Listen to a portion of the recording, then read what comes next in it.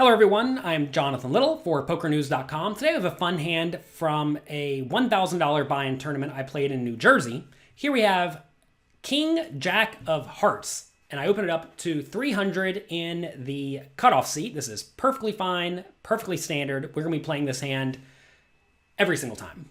Do not fold good hands from the button and the cutoff. Flop comes King, Queen, 10, 2 diamonds. All right. This board is very coordinated, and it should generally be pretty good for my range. However, this is a spot where I think checking has a lot of merit. The hands you typically want to check in this spot are hands that can very easily call a turn bet and sometimes call a river bet if your opponents bet the turn and the river. So, which hands can very easily call the turn and the river? Well, it's going to be King Jack, Queen Jack, King 9, maybe Queen 9, maybe Ace Queen. Those hands are all quite strong, and if our opponents bet the turn and the river, that's fine. We can call them a decent amount of the time. We're going to improve to the nuts sometimes when we make a straight. Even if we don't, they're still pretty good. So this is definitely a spot where I think checking is viable. You especially want to check here if you get the vibe that one of your opponents likes their hand. Like say you're sitting there and they just like start getting excited, right? They're like, oh yes, here we go. Well, definitely check then, because you really don't want to get check raised here, because if you get check raised, you pretty much have to call, but now we're just drawn to an open-ended straight draw that's obvious when it arrives. So that's not really where you want to be either. So this is a spot where I like checking some marginal made hands, and also I like checking my garbage. If I have 7-6 of spades, I'm just going to check and then check fold. You want to make sure that your checks are not obvious give-ups. It's very, very important. If your checks are always with the intention of check folding the turn or folding to a bet at any point, you become very easy to play against, right? All your opponents have to do is just bet and they win. And how do you fix that hole in your game? Well, you start checking back some marginal made hands, and this is a very nice one. I discuss this thoroughly at my training site, pokercoaching.com. You can go there and get a completely free 1-week trial. Go there, let me know what you think, and I think you're going to be impressed with it. We go through how to analyze your range and figure out when you should be checking hands like this and when you should not. But in this spot, we definitely have a lot of hands we want to check with and give up. So because of that, we want to make sure we have plenty of hands in our range that can easily check and then still continue calling. So I like checking here.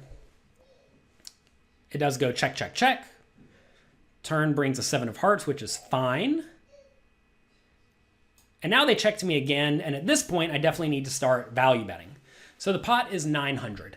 When the board is draw heavy, you very often want to be betting big. And in this spot, I don't know if I was experimenting with using bigger bet sizes at this point, but this is definitely a spot where I think you could go really big, like 1400.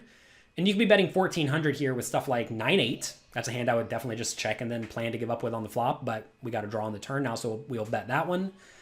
You could also bet with stuff like ace high on the turn. That's another hand you would really like to bet big with and get your opponents to fold. And with stuff like a king or even a queen to some extent, you are betting mostly for protection, but also you can get value from some worse hands. Because notice here, a jack is likely bad. A 9 would be bad some portion of the time. An ace would be bad some portion of the time. Clearly it's not now because I have a jack in my hand. But in general, when it goes check, check, check on the flop, and they check to you again on the turn, if you have a made hand, it's often a good spot to bet big. And if you have a draw of any sort, it's also a very good spot to bet big. So we do go big here. This is not a spot where you want to bet 150 or 300 to try to get called, because whatever your opponents have often has a decent amount of equity against my hand, like 15 or 20%. And if you bet 300, well, they only need to win 20% of the time to break even. So you don't want to give your opponent good odds to try to get there. You want to give them bad odds to try to get there. And then if they call getting bad odds, that's fine because you extract value. All right, river comes to 10, which is not what I wanted to see, because if you think about the opponent's flop checking range, clearly they check their 10s. If you think about their turn checking range, they likely keep checking their 10s, and they would call a bet some portion of the time. So here we are. The opponent could very easily have a 10, and I very likely don't have a 10, because I would probably not bet that on the turn. Knowing that, should I value bet the river? Well, we can certainly get called by queens, as long as I don't bet too big. That is what we're trying to get called by. Notice if I bet and my opponent calls with a king, we chop most of the time, unless he has ace king, which is pretty close to impossible, or a king queen. So we're trying to get called by a queen in this scenario. So if I am going to value bet, I would like a small value bet.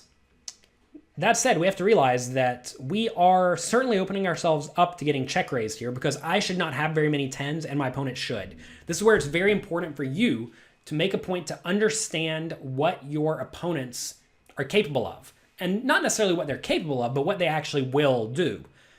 You hear the words capable thrown around a decent amount. Like, oh, this guy's capable of bluffing in this spot. And yeah, they may be capable, but they do it 1 in 1,000 times. So effectively, they're not capable, even though they have done it 1 in 1,000 times.